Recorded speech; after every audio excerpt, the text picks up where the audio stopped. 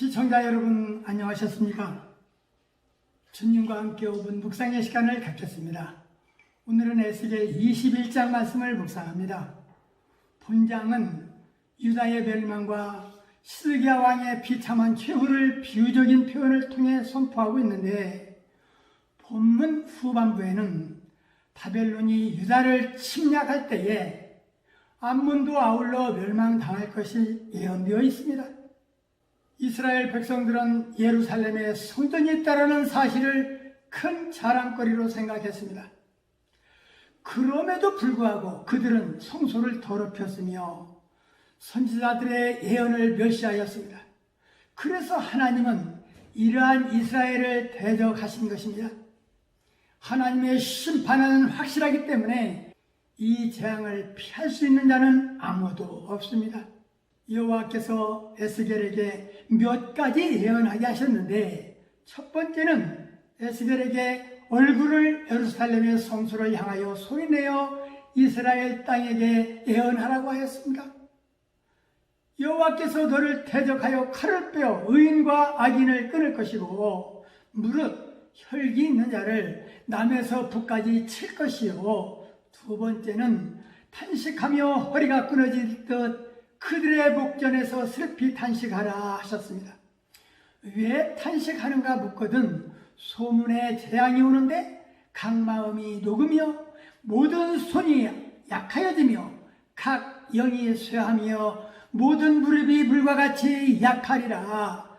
세 번째는 칼이 날카롭고 매끄럽게 마광되었는데 그 칼은 살육을 위함이라. 여호와는 에스겔에게 이스라엘의 모든 방백과 백성을 위하여 슬피 울라고 했습니다.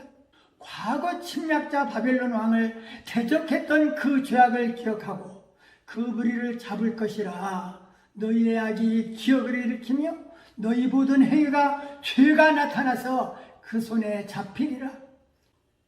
에스겔에게 이스라엘 왕의 멸관을 벗길 것이고 낮은 자를 높이고 높은 자를 낮출 것이라 했습니다. 본문 8절에서 10절 말씀에 너희 앞에 생명의 길과 사망의 길을 두었으니 백성들에게 전하라는 말씀을 오늘 묵상해 봅니다.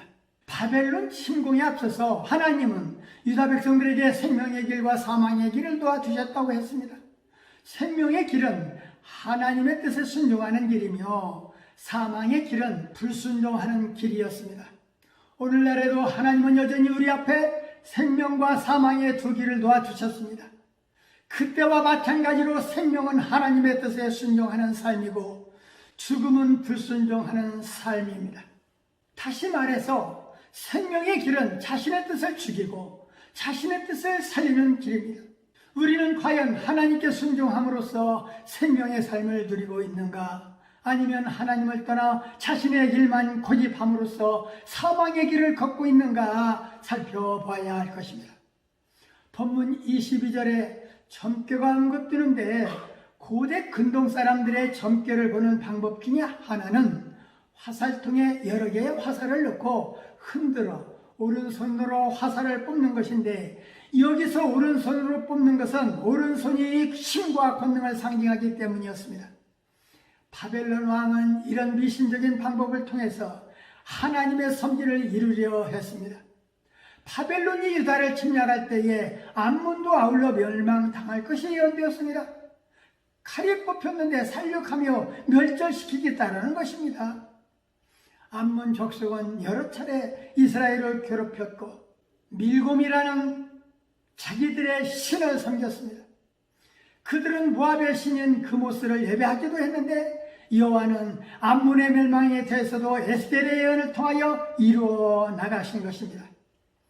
말씀을 참고하며 기도하며 묵상의 시간을 마치겠습니다.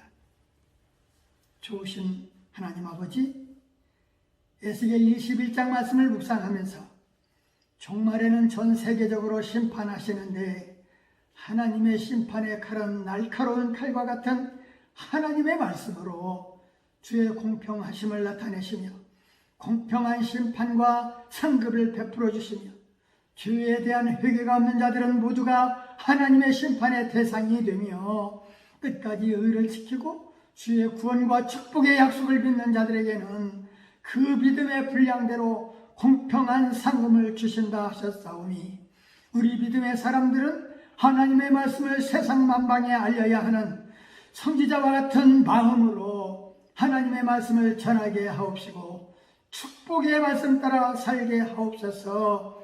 예수님 이름으로 간절히 기도하옵나이다. 아멘.